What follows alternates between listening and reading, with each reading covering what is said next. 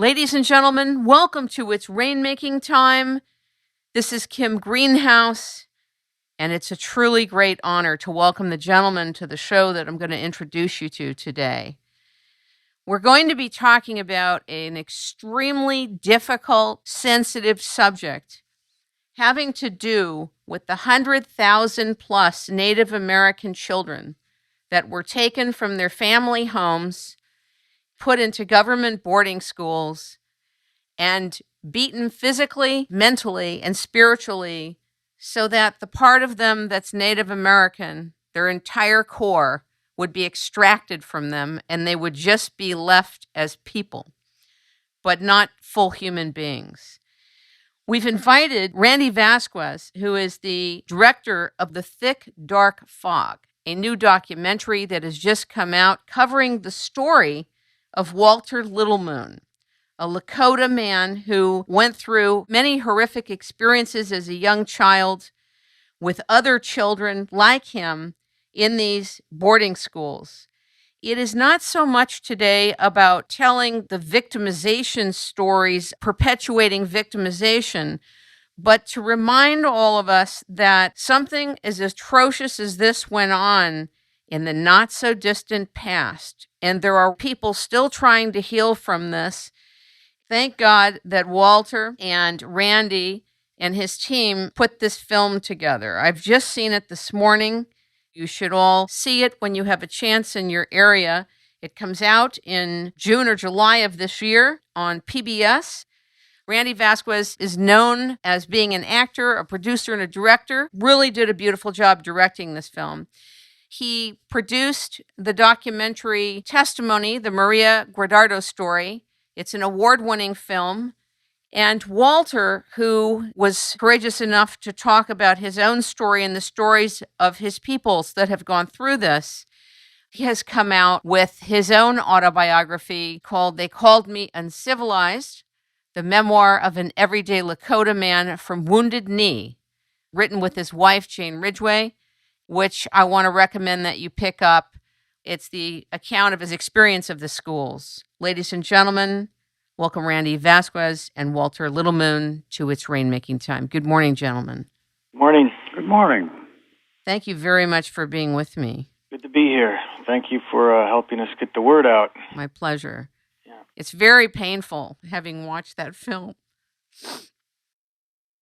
Are you okay? I'm sad. I'm very sad.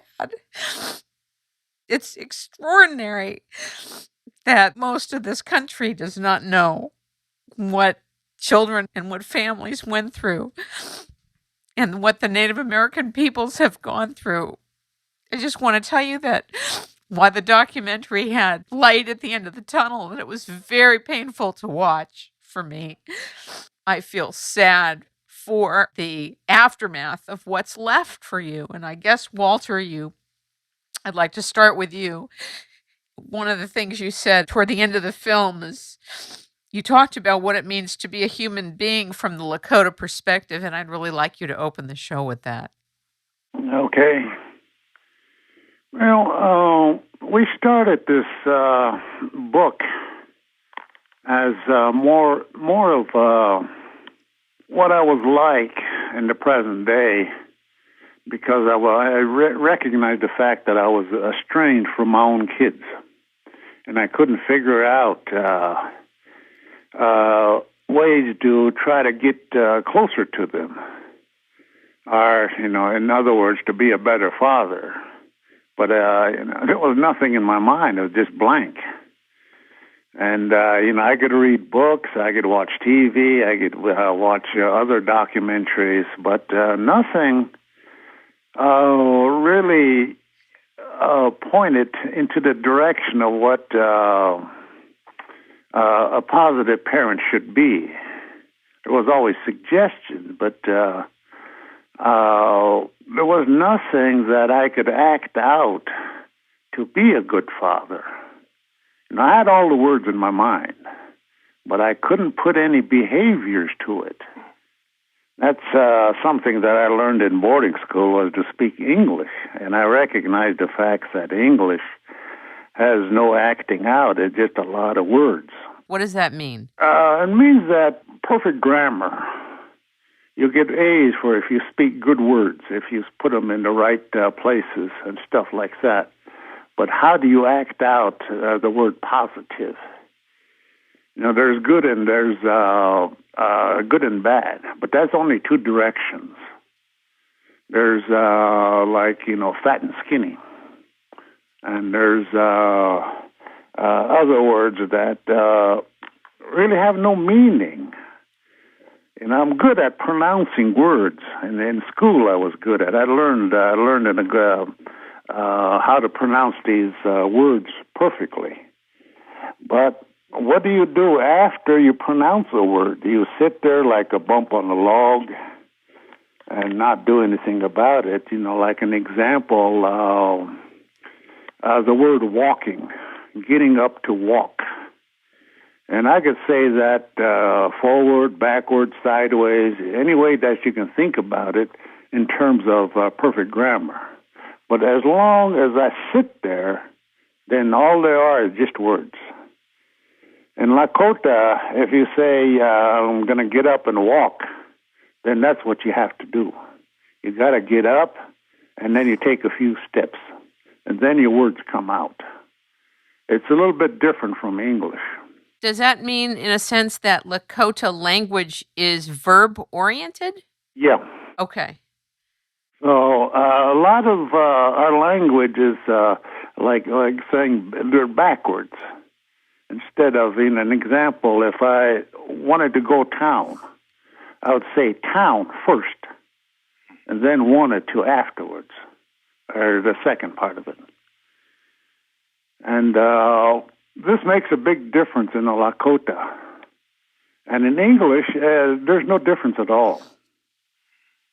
People listen to your words, not necessarily listen to the behavior of what these words are about.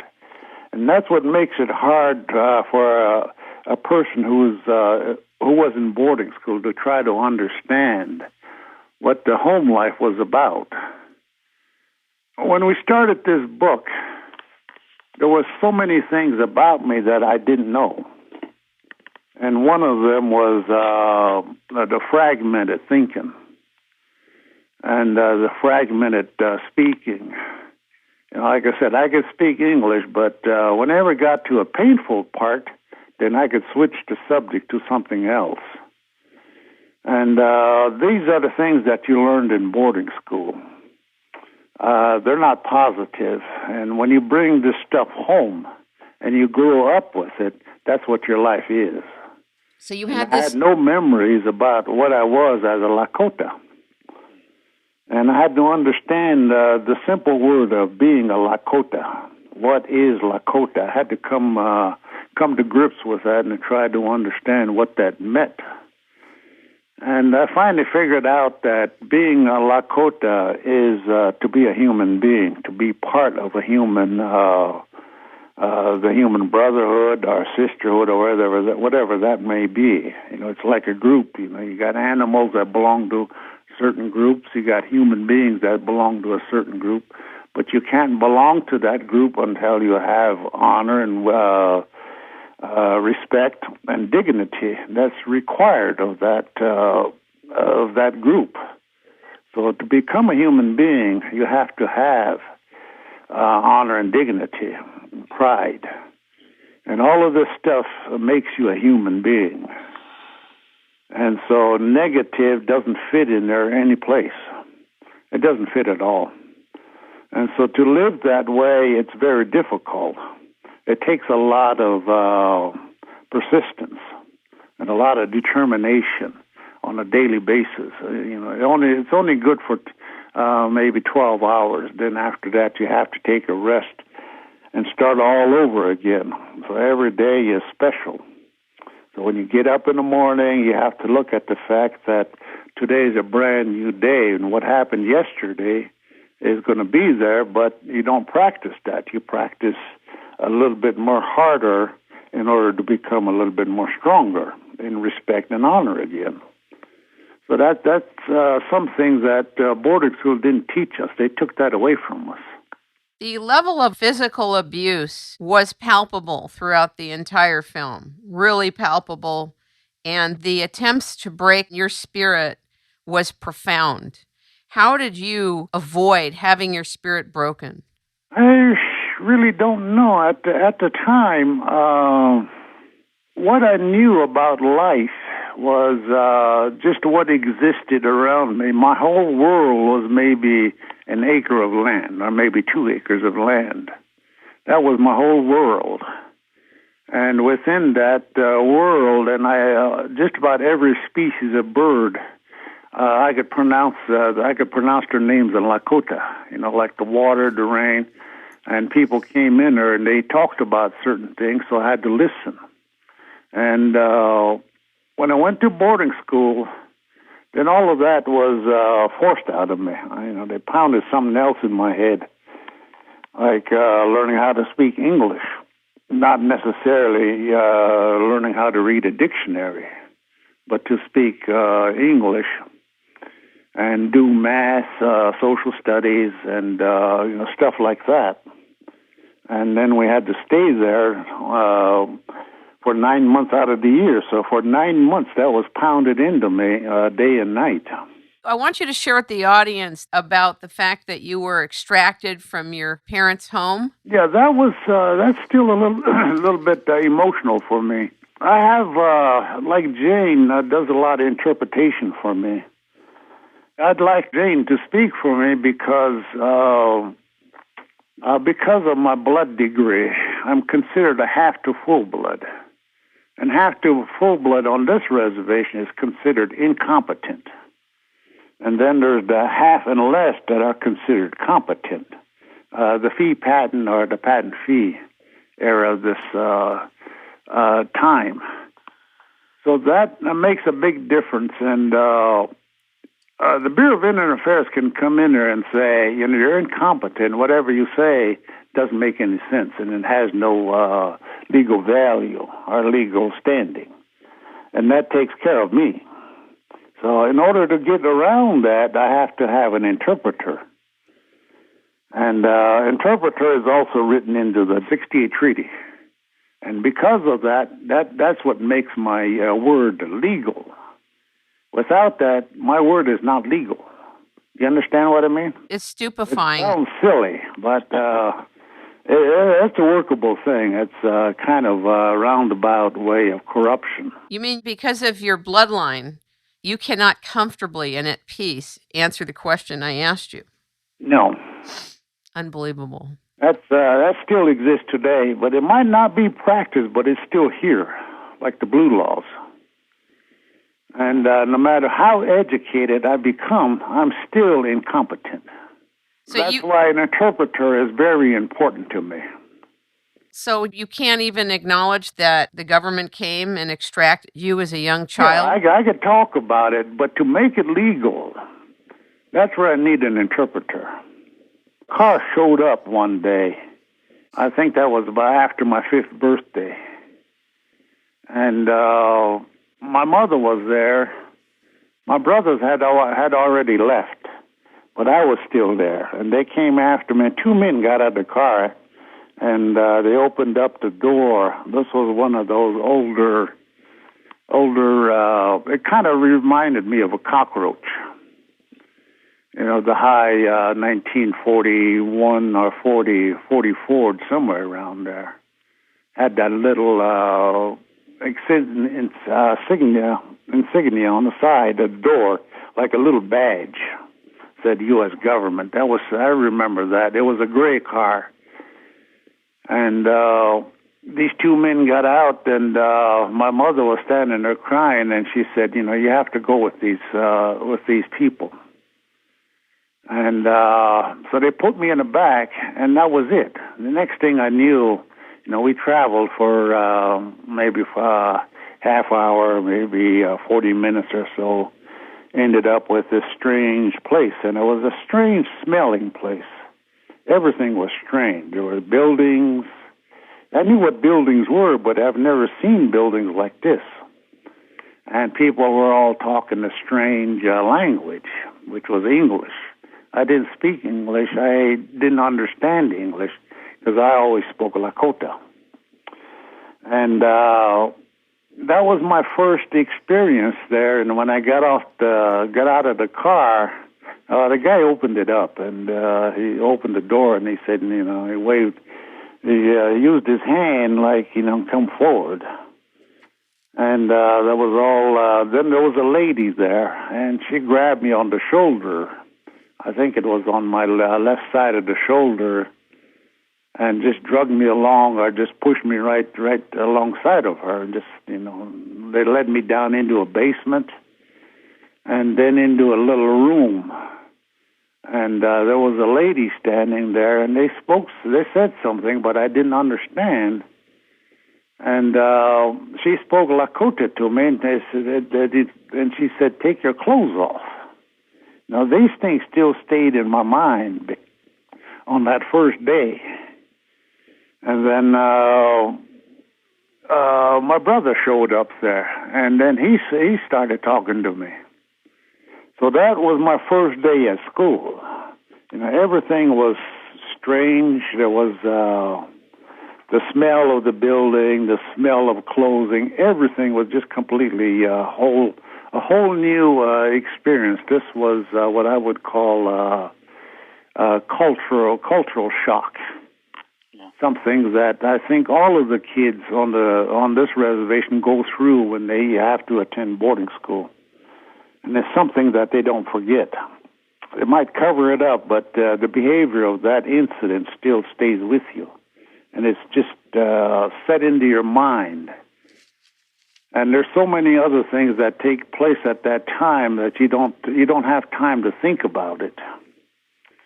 And this is a continuing thing from that day on till the time you leave that school. Day after day, it's the same old thing, but it's done completely different. I understand that you were not allowed to play, to have fun.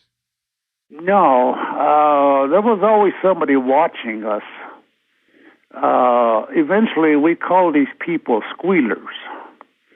They told on you. If you spoke Lakota or if you acted out anything Lakota, they told on you. That was the way they got favors. And the rest of us, we got punished for, looking like an Indian or smelling like an Indian or behaving like an Indian. And we had, different ways of playing.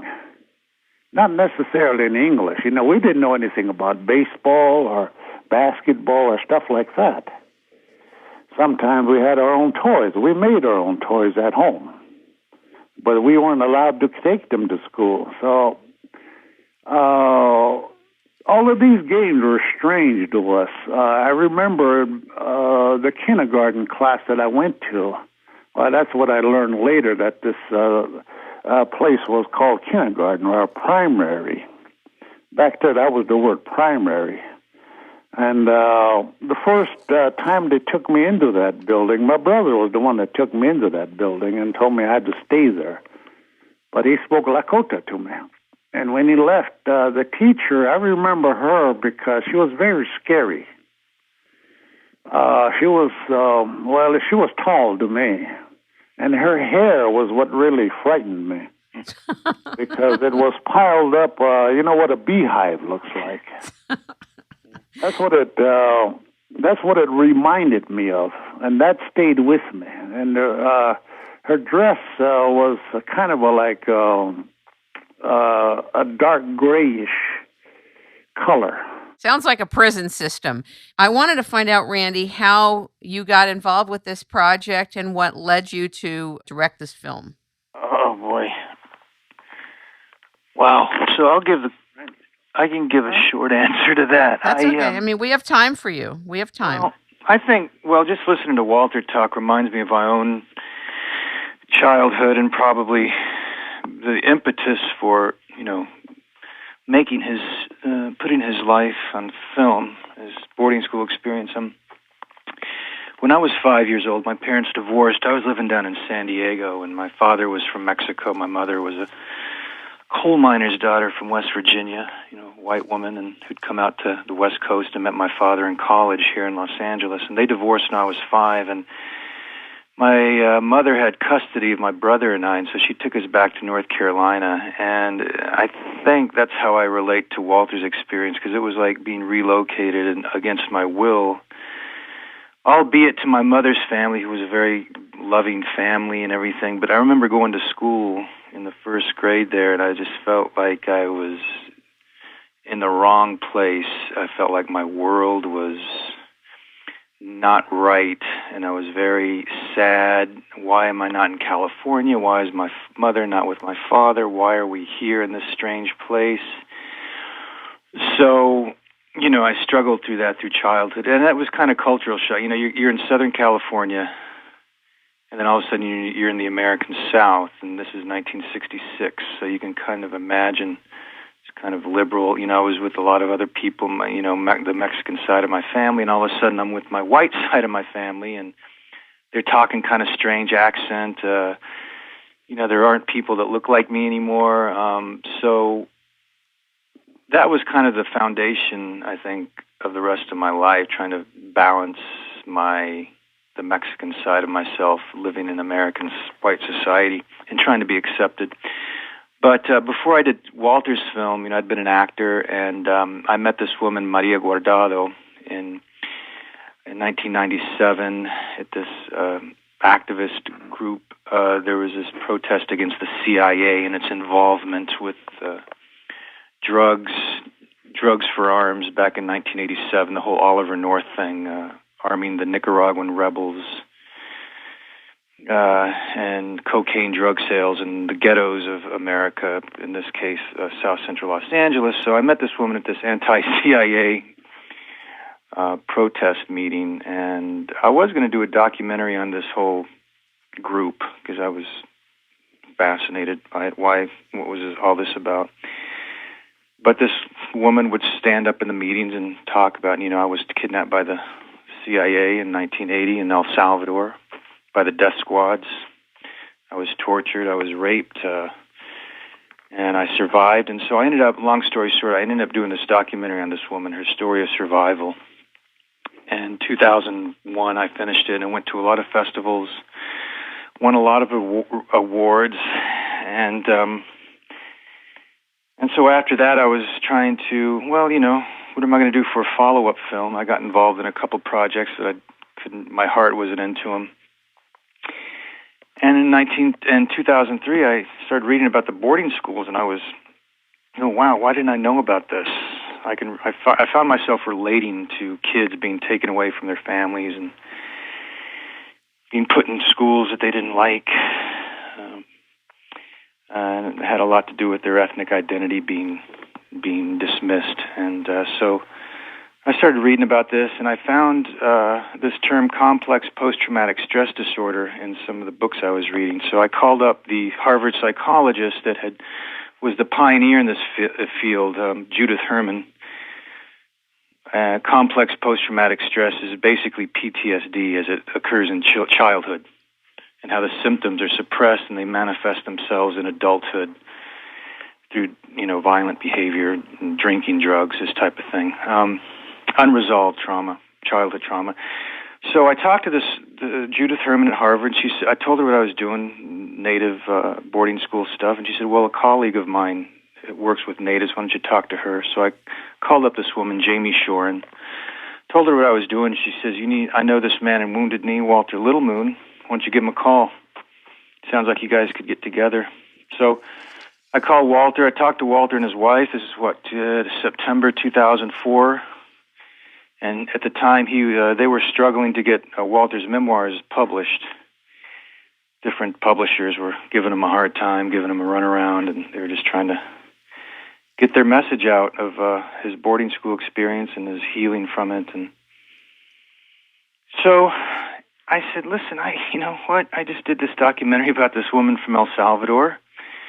Why don't you take a look at it? And if you're interested, and if you want to do a film on your experience, get back to me on it. And so I believe they took a couple of weeks to watch it, and they we talked again, and they agreed to, yeah, let's go forward on a film about this. Hit a wider audience about what's happened to a lot of Native people across the country. So Walter and Jane invited me out there, Thanksgiving 2004. I was out there for a couple of weeks. Did my first filming with Walter, interviews, went out to the school, and I just, filmed them living their lives, everyday life, and that was the beginning of it. I think that answers your question, doesn't it? Definitely. Definitely.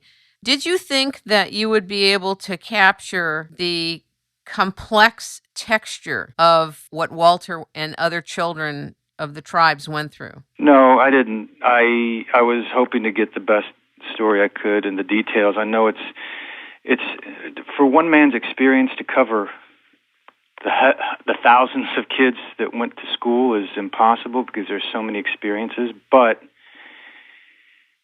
I knew that Walter's story was, as I learned more about it, I learned that so many kids had gone through what he went through, and even worse, actually, a lot worse. But generally, the psychological abuse was key, the whole destruction of identity.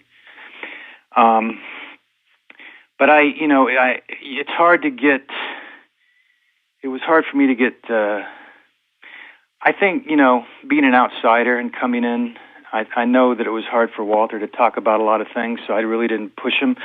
I kind of let him dictate what he would say to me and just kind of leave it at that because I know it was hard for him, and I didn't really, I didn't want to, put him in places that he didn't want to go, although he was very courageous in going to the places that he did, as you saw in the film. And at one point, I got to tell you that, I started off with Walter, but then I expanded the film to 4 characters in Michigan, Walter in South Dakota, a woman in Arizona, and a man in Alaska. And they were all healing from their boarding school experiences, and I thought this would be good because it kind of shows the scope of the policy.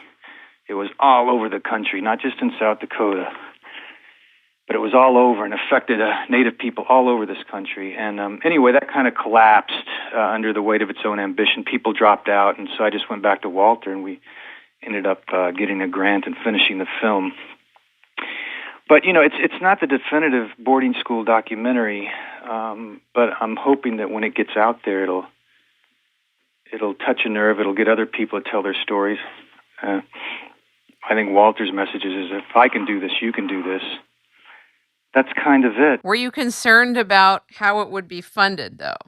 Oh, yeah. I was paying for it a lot of my own. I think in the first 6 or 7 years, I put about $50,000 of my own money into it. And I was getting some donations.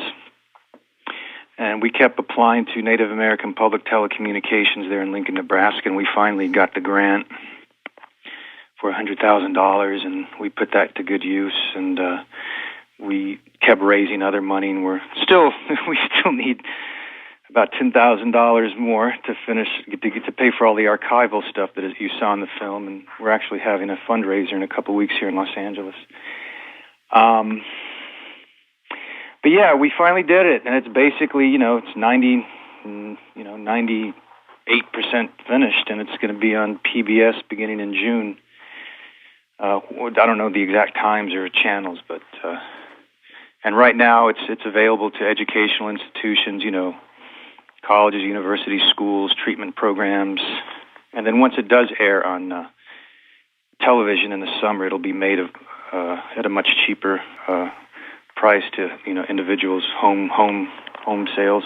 What do you think is the universal meta message of a story like this and a message like this to everybody who is going to see it? Where are you both visioning people will evolve to after seeing this? One of the problems that I ran into, this is my personal experience, is I couldn't put any words to the experience of boarding school. I just didn't have any right description of it. For an example, we've got mental health workers on the reservation here. We've got counselors, but most of them are trained under blue-collar workers or blue-collar addiction or whatever. So So they don't know how to deal with the culture here. They don't know how to deal with people. There's still a large number of people here on this reservation who speak Lakota, and they still have behaviors. They still have the respect and honor and dignity. Those that didn't go to boarding school, they're strong in it. Mm-hmm. And those of us that went to boarding school, all of this was disguised as education, a better way of life, a better job. But none of this has ever materialized because of the education that we got. We got an education, but it was a very poor quality education. We only knew how to speak English. We didn't know how to define any of the words. So when it came down to writing our book, and Jane was here, and she's very good at putting this into the English language. So that's when I began to realize that there are other experiences, that there are other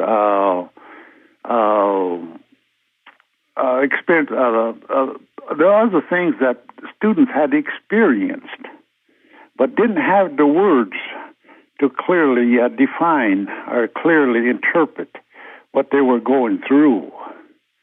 A lot of them don't recognize the fact that all of this stuff comes that we experience on a boarding school, the cultural genocide here, the disrespect, the dishonor, the things that we drink about, the things that we think about, all of this comes directly from boarding school. Mm-hmm.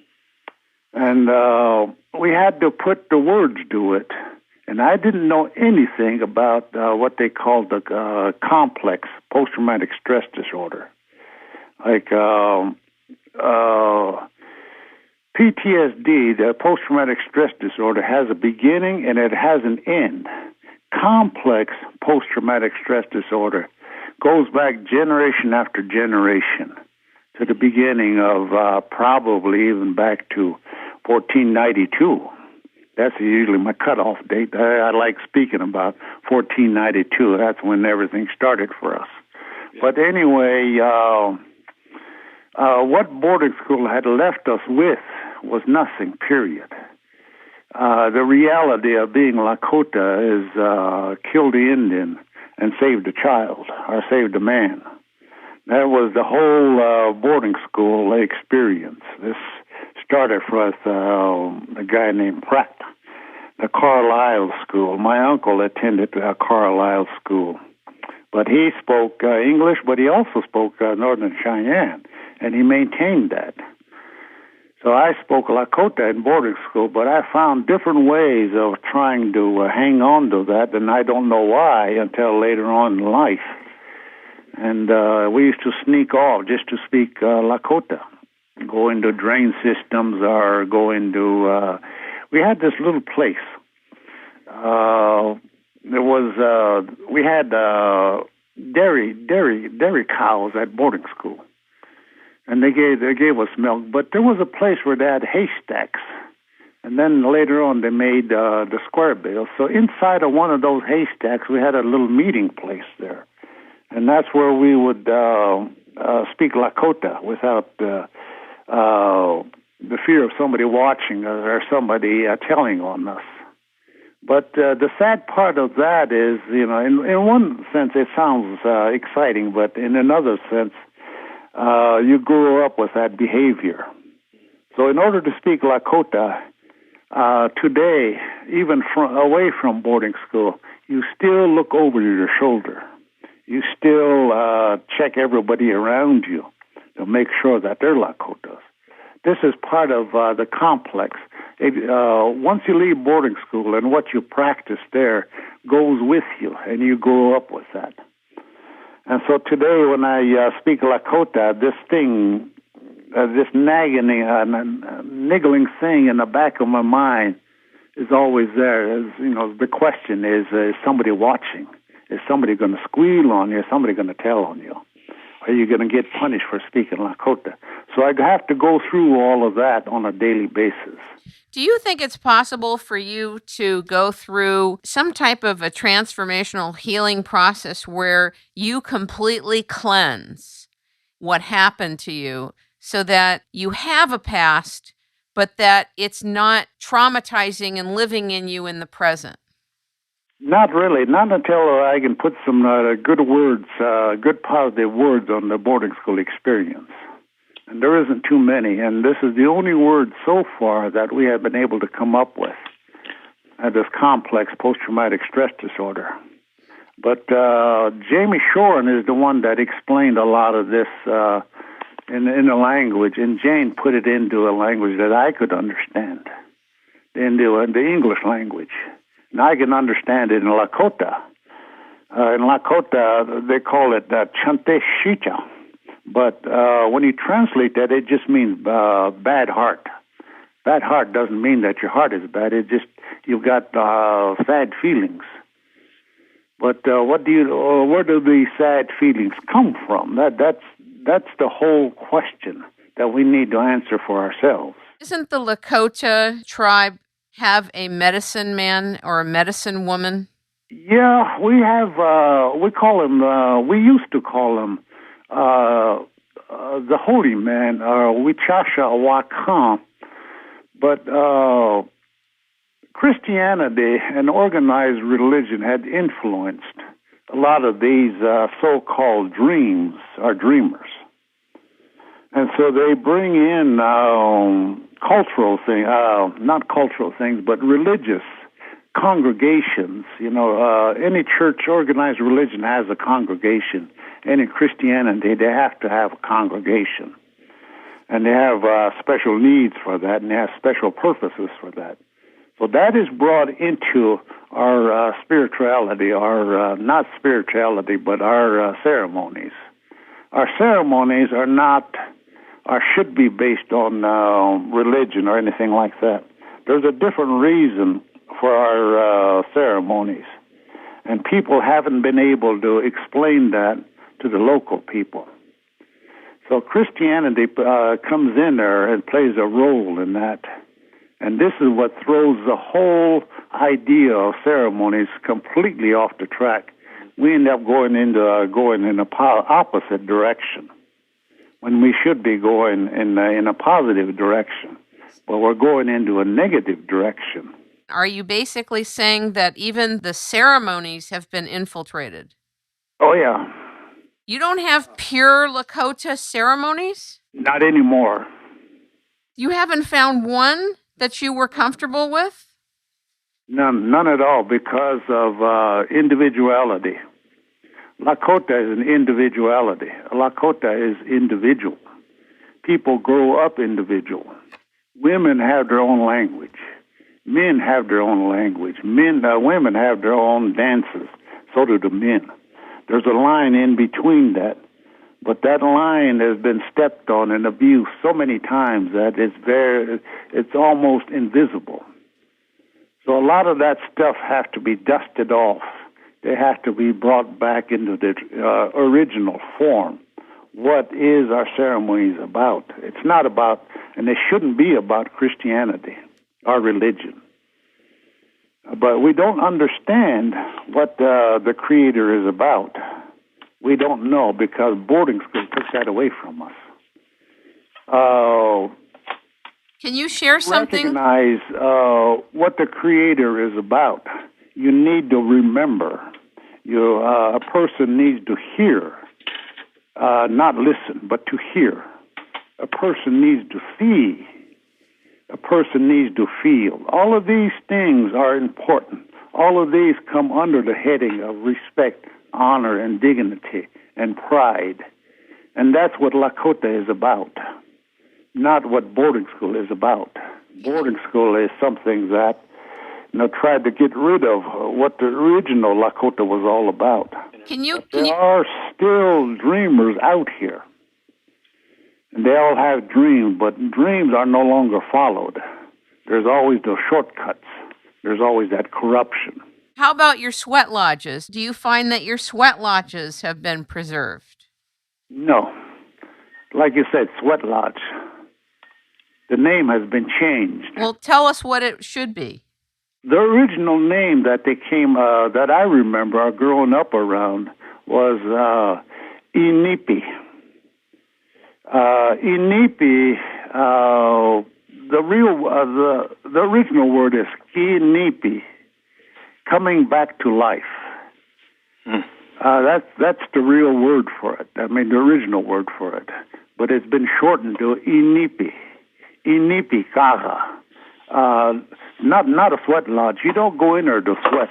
So the name was changed. What do you call the slang term? And that's all it is, a slang term. But it's very derogative. You don't. A sweat lodge is not a sweat lodge. A lodge is a place where you renew your thoughts, you renew your behaviors, you put those together. Whatever is negative, you throw it out. You leave it there. You don't take it home with you. What you take home is positive understanding of yourself, not what the lodge is about, but understanding of yourself, your mind, your soul. You put those all together and you come out as a brand new human being. Not as a brand new Lakota, but as a brand new human being. Good, positive thoughts, good, positive behavior, good, positive eyesight, good, positive way of hearing things. It's very difficult until you start practicing it because it's an individual understanding. What I talk to you about is basically what happens in my mind. Maybe the next person might be different. But I don't condemn the next person for the way he thinks. That whatever he thinks, that's what fits him. Whatever way that I think, that's the way it fits my mind. That's the way that my mind operates. But the purpose of an Inipi, as you're describing, is to come back to life.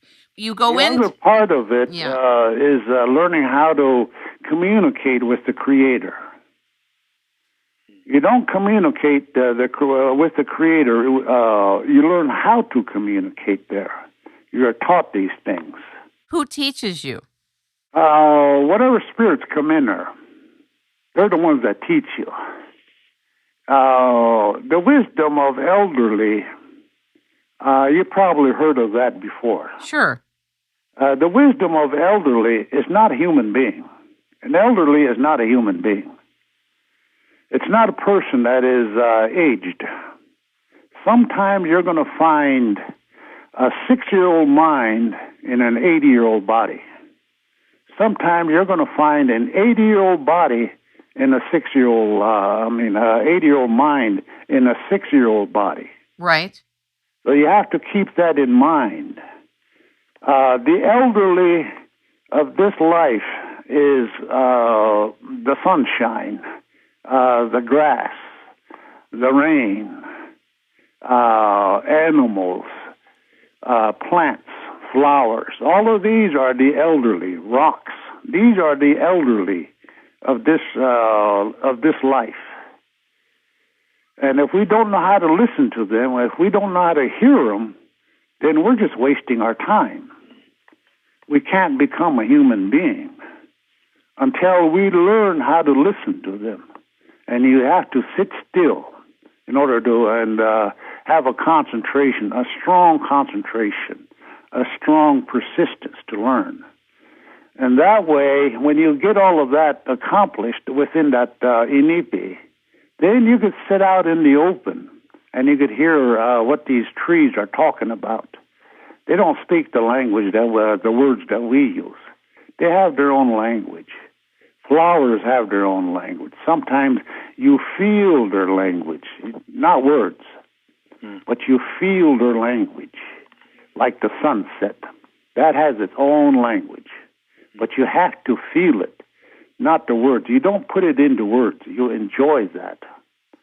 This is almost like dealing with your own stressful days. If you don't know how to use that sunset, then you miss the whole, your stress gets a little bit more stronger. So these are the things that you learn within the lodge, within the Inipi. But first, we have to learn how to pronounce it in a respectful way.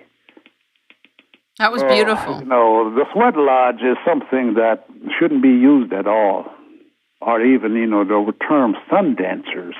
That all of that is disrespectful. We don't even know that. That's the sad part of it. The reality is that we have no respect for these words anymore because we're little children. We're the youngest species of life on this planet. And the animals, the rest of it was here before us. And I remember one elderly telling me that we came from a red world to a blue world. This was way back in the 50s when I was growing up. And I had never thought anything about that. And I don't even know what he was telling me until later on when they first sent that little Sputnik, that rocket, a little satellite up there to take pictures. And from a distance, this world is blue. But I grew up thinking this world was brown and green because that's what my world was about at that time. Springtime, everything was green. And in the wintertime, everything was white.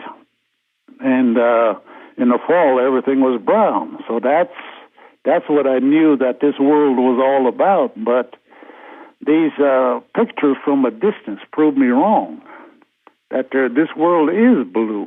Now, how this elderly knew about that, I don't know.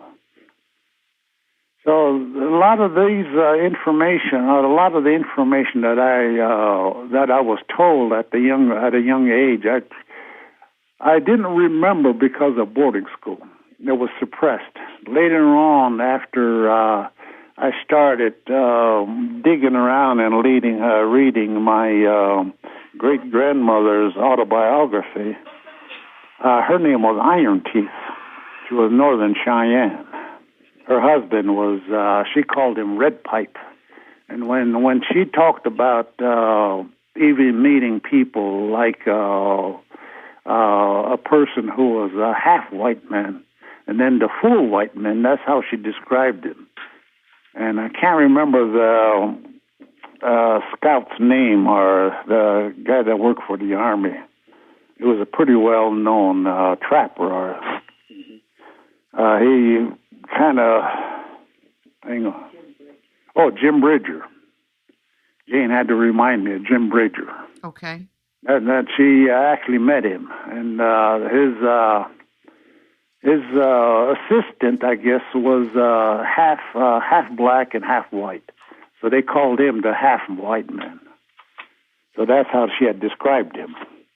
But she told everything that she grew up around. She lived the original way. She lived to be 95 years old. But the thing that impressed me was that she was able to chop wood at 95 years old and still live a good life without being bent over. I've seen pictures of her at 95 years old, and she was very straight back. Her face was just bright. And there was a lot of wrinkles and stuff like that, but her face was very intelligent at that time. Do you think it's possible to get through the intense level of victimization your people continue to experience in different ways that the public may or may not be aware of? Do you think it's possible to transmute it so that you don't feel like someone who was victimized anymore? Well, in my own experience, after writing this book, They Called Me Uncivilized, the fragmented thinking that went on in my mind, what Jane did was she cut everything up in little pieces. Like everything that I talked about, she wrote it down. And when I switched subjects, she would cut that part out and put it into a different paragraph. And that gave me the ability to recognize that things were painful, but there was also the development of the fragmentation of my mind. I had to put those all back together. But in the end of all of the cutting and snipping and re-gluing everything and putting everything back together, what I learned was that the memories will always be there, but I'm going to be in charge as an individual, that I can control my own future, my own pain level. I can control all of that. And that's all I need at the moment. That's great. Maybe I'll never be able to reach 100%, but what I have is acceptable, and I could live with that. Mm-hmm. That is my own happiness.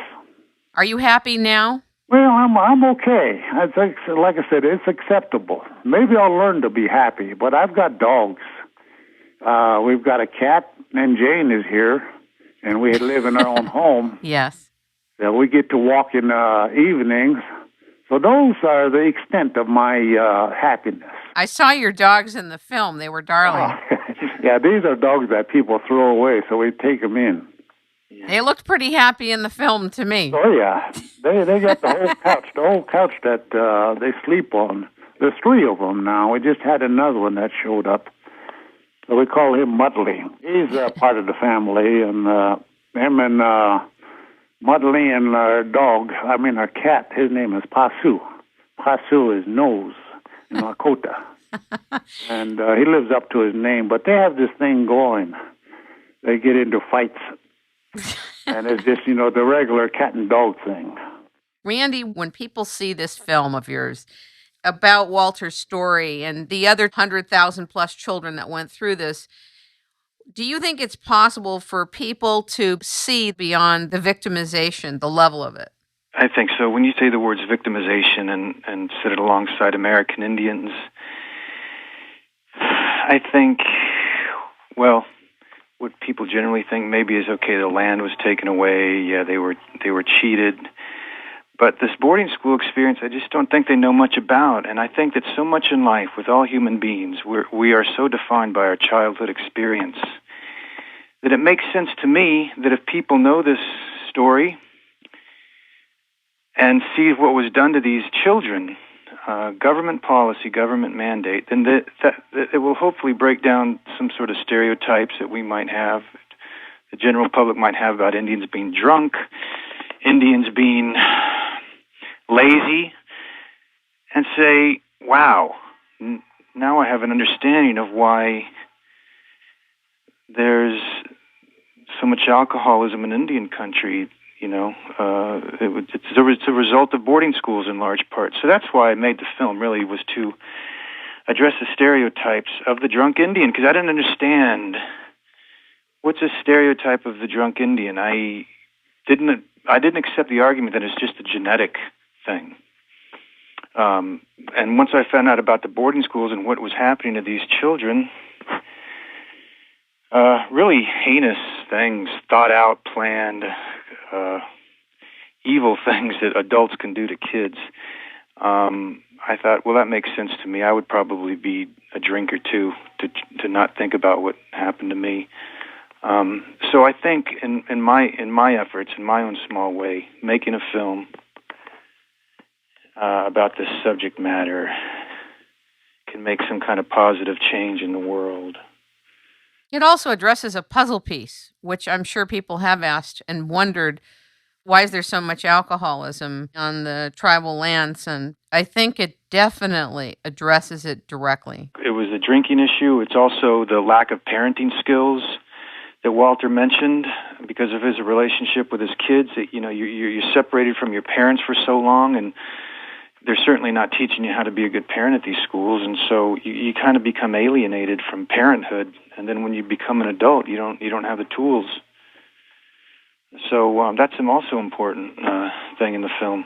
If you can get a child to have a fundamental core disconnect at a young enough age, and have no boundaries, and to think and to expect that abuse is normal, right? That's how these things become generational.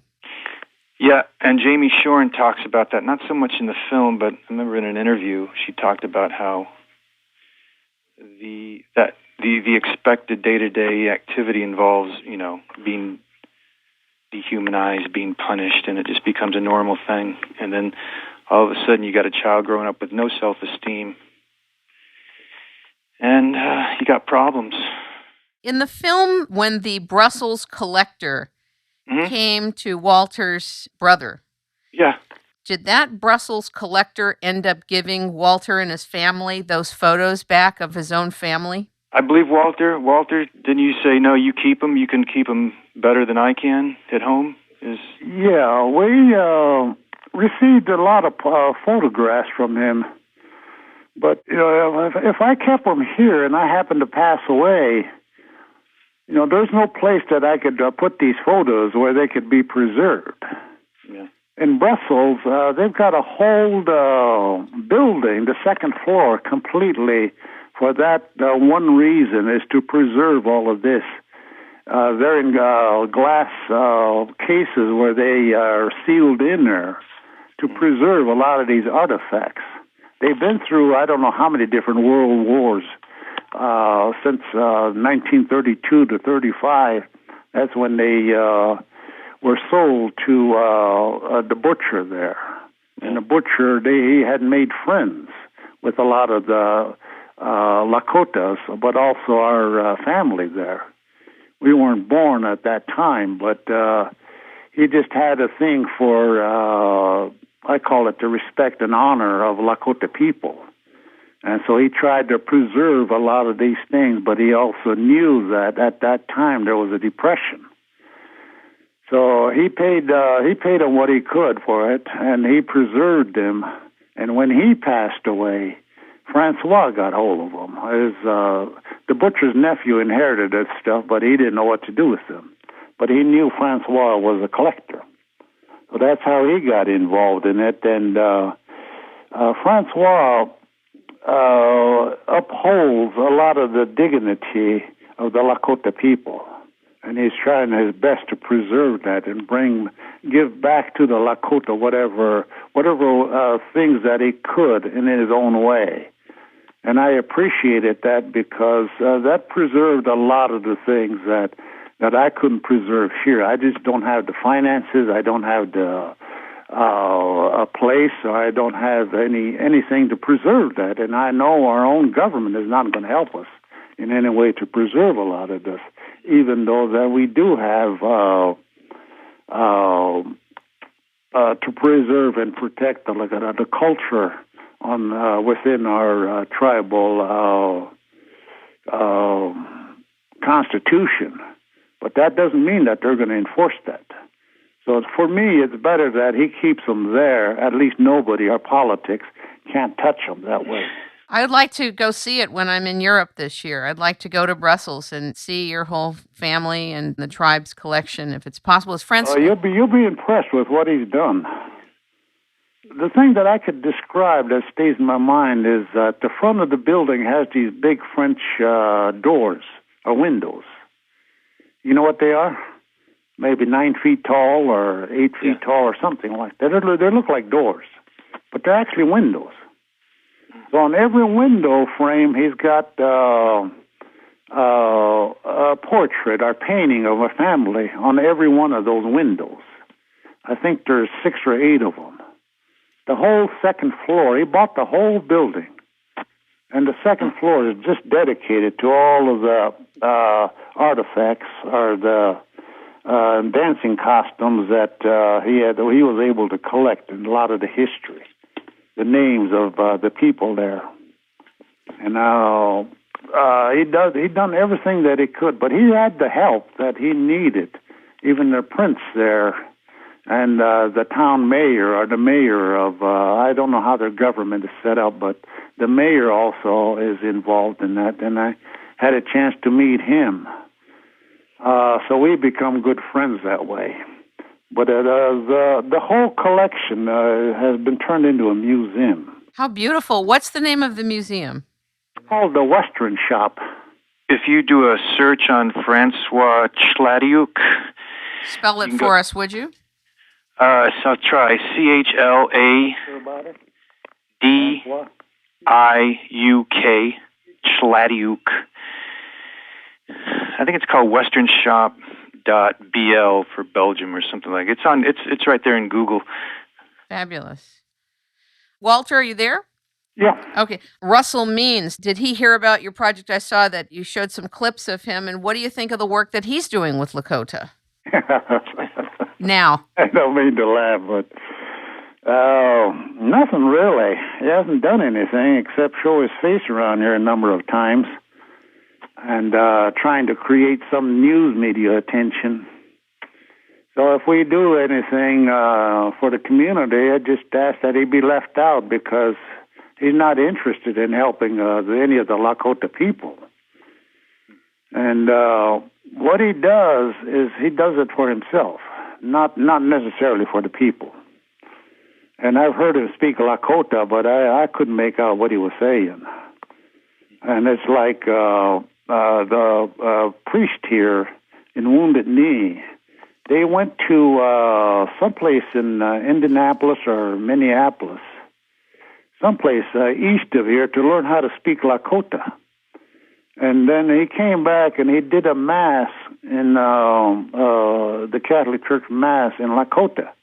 But I couldn't make out anything that he was saying. Nothing made sense. And why they had to go off the reservation in order to speak Lakota, that don't make any sense at all. You know, we're Lakotas here. We speak Lakota here on the reservation in Wounded Knee. But there isn't nothing left of Wounded Knee except just the name anymore. All of the old people, they died of broken hearts after 1973. A lot of the homes were just completely burned down, not by the federal marshals, but by carelessness of the American Indian movement people. And I've seen them. I've seen my uncle's house get burned down. I've seen my mother's house get completely torn up and lumber lined in the bunkers, or other houses that were completely broken in at that time. But like I said, these weren't done by marshals. These were done by American Indian movement, who claimed that this is for the cause. I don't know what cause that they were talking about, but I've seen the selfishness. I've seen the bullies. I've seen everything that they represented at that time, happening right here in Wounded Knee. And then to put it out on the news as this is what Lakota is all about, it doesn't make any sense. And to me, that's a one big fat lie, that they shouldn't be doing that. If to have any respect, because that's what Lakota is about, honor and dignity and pride. And that's what Lakota is all about. And Lakota, again, is just another word for human being. But they didn't behave like human beings at that time. They behaved like a bunch of, or tried to behave like gangsters or outlaws, or like Lakotas. So they didn't know if they were coming or going. So that's, I call it the blind leading the blind. And the other group, I call them an organization of fear. That's all that took place here. Nothing changed even after they left. Dick Wilson got reelected after his term was up. He was president at the time of the occupation. And after they left, he ran for president and got reelected again. So nothing changed. It was just a big farce, except Wounded Knee is the one that got completely destroyed. Do you think it's possible, Walter, to heal the land of all that happened there? The land will take care of itself. We're not that powerful. We're not that strong enough to heal this property.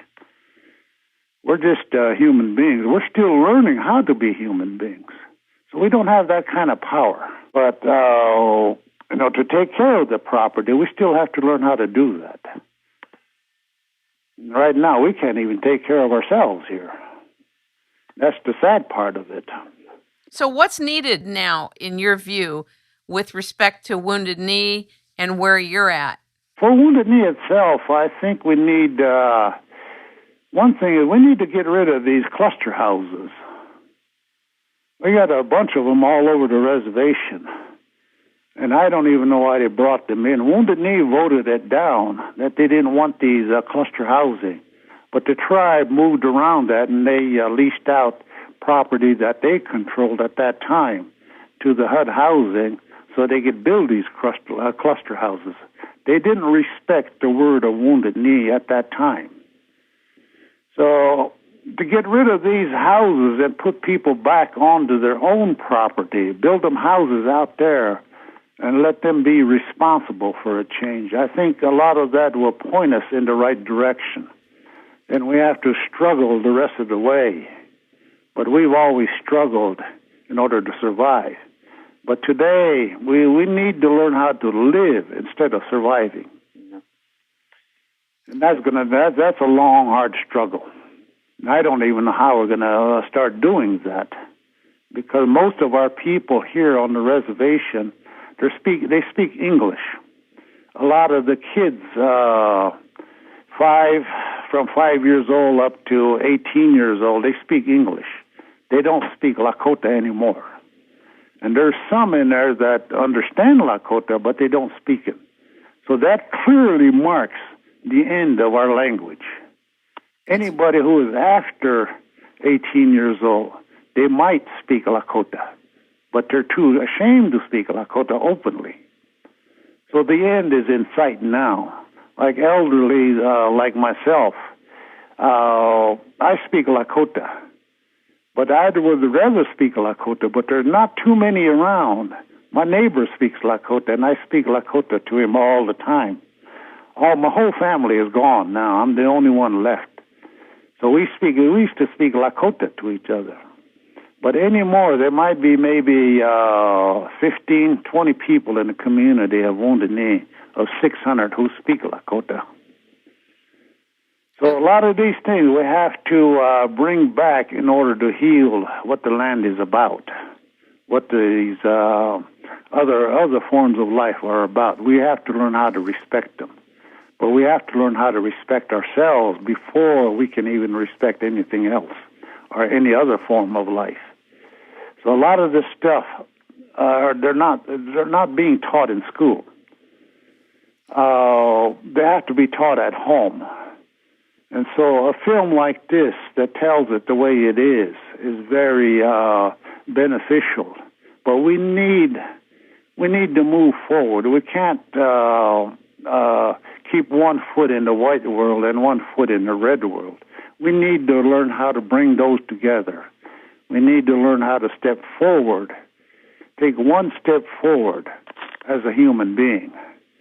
Part Lakota and part white. There's nothing wrong with that. The olden days are gone. We can't sleep in a teepee anymore. We're just not that strong. We're not that healthy anymore. We can't chase any more buffaloes because there is no more buffaloes. We can't ride horses because there is no more horses. So a lot of these things have changed, and we need to live in the present, not in the past or not in the future.